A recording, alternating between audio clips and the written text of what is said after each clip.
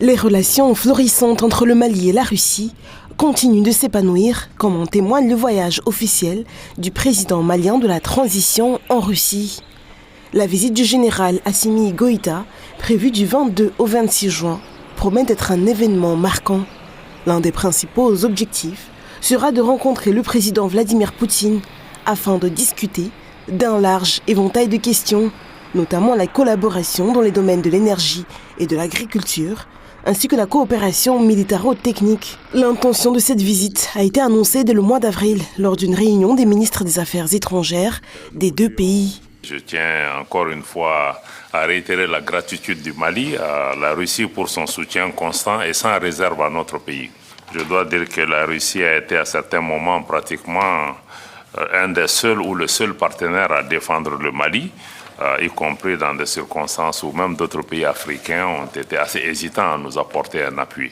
Et nous attendons avec grand intérêt aussi la visite officielle du président de la transition ici à Moscou au mois de juin pour pouvoir vraiment renforcer encore davantage cette coopération.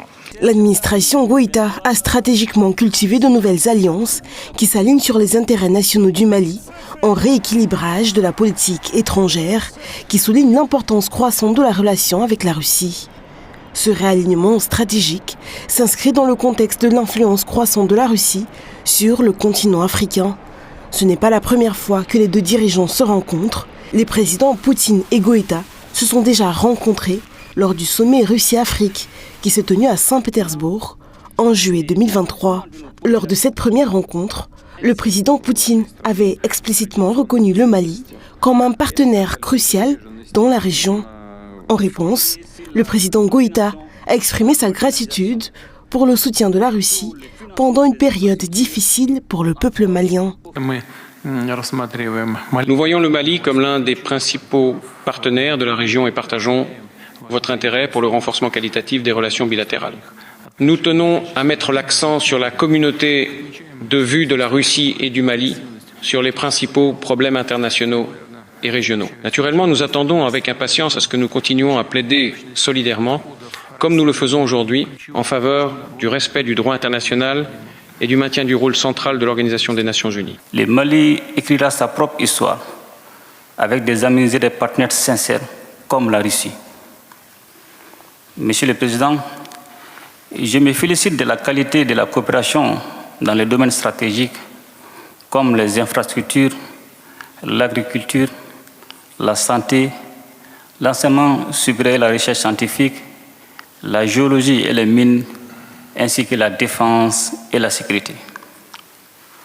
En outre, la signature ces 2 derniers jours de 4 accords dans le domaine de la coopération économique, judiciaire et de l'enseignement supérieur prouve à suffisance notre volonté commune de hisser cette coopération à un niveau très élevé. Par ailleurs, je tiens à vous retirer ma haute appréciation de la fiabilité du partenariat militaire avec votre pays qui a permis au Mali de recouvrer progressivement sa pleine souveraineté sur l'ensemble de son territoire. Cette visite promet d'être une étape cruciale dans la consolidation des relations bilatérales, compte tenu notamment de la coopération déjà établie en matière de sécurité et d'affaires militaires.